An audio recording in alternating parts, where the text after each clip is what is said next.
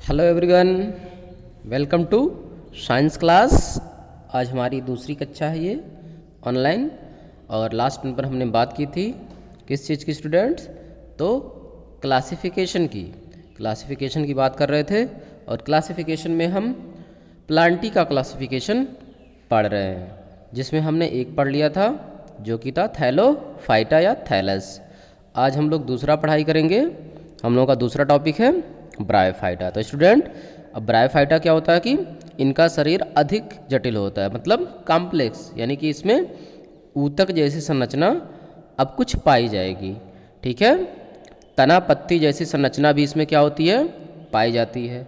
जड़ जो है इसमें पाया जाता है, लेकिन उसे हम लोग जड़ ना बोल करके क्या बोलते हैं, मूलाभास कहते हैं। इसमें स्पेशल ऊतक नहीं पाए जाते। जैसे मान लो कि फूड के लिए आपका फ्लोएम होता है पौधों में, और जड़ों से आपका जो वाटर को पत्तियों तक पहुंचाना है या पौधे के अलग अलग पार्ट तक पहुंचाना है, तो उसके लिए क्या होते हैं, ऊतक होते हैं, जाइलम होते हैं। लेकिन इस ग्रुप के जितने पादप अभी हैं, जितने पौधे होते हैं, क्या होता है कि उनमें स्पेशल इस टाइप के स्पेसिफिक विशिष्ट ऊतकों का विकास नहीं हुआ होता है। ठीक है, ऊतक होते हैं लेकिन स्पेशल ऊतक नहीं होते कि पत्ती खाने को पहुंचाने के लिए अलग ऊतक हो जाए, पानी को पहुंचाने के लिए अलग ऊतक हो जाए, या फिर भोजन को पहुंचाने के लिए अलग ऊतक हो जाए। इस तरह के स्पेशल ऊतक इसमें नहीं पाए जाते। ठीक है, अधिकतर कहाँ उगते हैं, तो ये नम एवं छायादार स्थान पर उगते हैं। इन्हें पादप वर्ग का क्या बोलते हैं, उभयचर बोलते हैं, यानी कि जो पानी में भी उग सके और साथ साथ जमीन पर भी उग सके, तो इसीलिए इसको हम लोग बोलते हैं उभयचर। जैसे उभयचर क्या होता है आप लोगों को पता होगा, जो आपका फ्रॉग होता है यानी मेढक, वो क्या एक तरह से उभयचर प्राणी है, यानी कि जल में भी रह लेता है, स्थल पे भी रह लेता है। तो इस तरह से जो ब्रायोफाइटा समूह के पादप होते हैं, वो पादप भी क्या होते हैं स्टूडेंट, कि आपके जल में भी रह लेते हैं और साथ साथ जमीन पर भी उग जाते हैं। इसलिए इसे हम लोग क्या बोलते हैं, ब्रायोफाइटा कहते हैं। ब्रायोफाइटा समूह के पादपों को क्या बोलते हैं, उभयचर। क्या बोलते हैं, उभयचर बोलते हैं।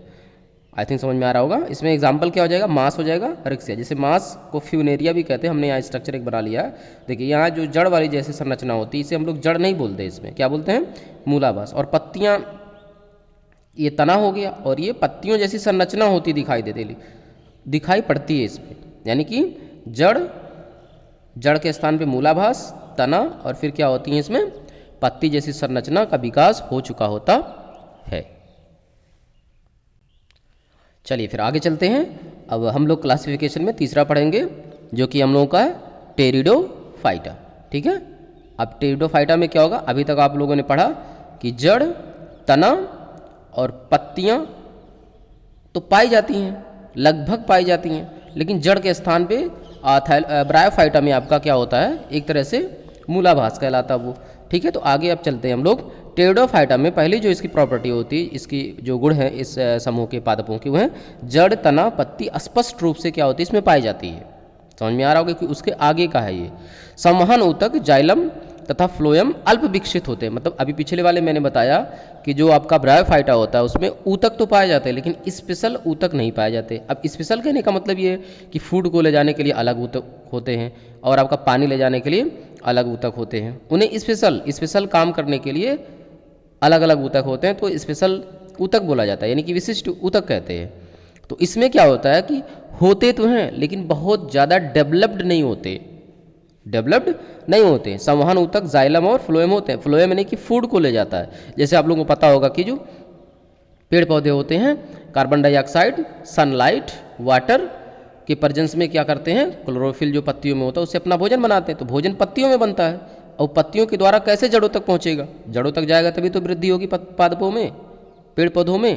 तो उसके लिए स्पेशल ऊतक होता है, वो होता है आपका फ्लोएम। और जो जड़ों से खनिज पदार्थ और वाटर को लेके जाता है वो होता है जाइलम। समझ में आ रहा है क्या कह रहा हूँ। तो फिर आगे चलते हैं। इस समूह के पादपों में जाइलम और फ्लोएम होता है, लेकिन अल्प विकसित है, बहुत हल्का फुल्का दिखाई देगा। ठीक है, आगे चलते हैं। इसमें पुष्प, फल एवं बीज नहीं बनते। इस पादप में, इस समूह के जितने भी पादप होंगे उसमें क्या होगा कि पुष्प भी नहीं होगा, फल भी नहीं होगा, और फिर बीज भी नहीं बनता। जैसे एग्जाम्पल के लिए यहाँ फर्न हो गया, लाइकोपोडियम एक तरह से एक पादप होता है, ये हो गया। हमने यहाँ फर्न को बना दिया है, इस तरह का होता है। ये पत्ती हो जाती है, फिर इसमें तने होंगे और यहाँ नीचे फिर जड़ों का विकास हो जाता है।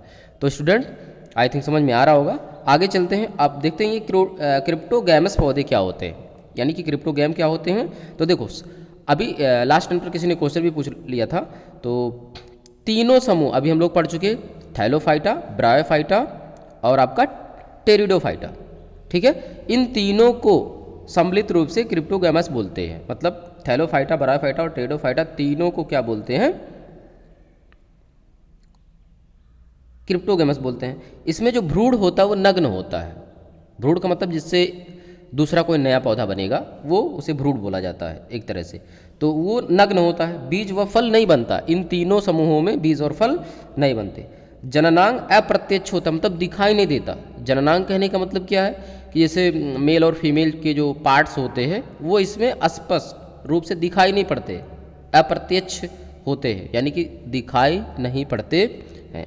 आगे फिर हम लोग डिस्कस करेंगे कि ये सारी चीज़ें और क्या होती हैं। तो आई थिंक समझ में आ रहा होगा। अब आप लोगों को क्या करना है कि ये तीन जो क्लासिफिकेशन हम लोगों ने प्लांटी में किया, कौन सा, थैलोफाइटा, ब्रायोफाइटा और टेरिडोफाइटा को लिखना है, और लिख करके क्या करना है आपको फिर ग्रुप में सेंड करना है फ़ोटो क्लिक करके। Okay, thank you.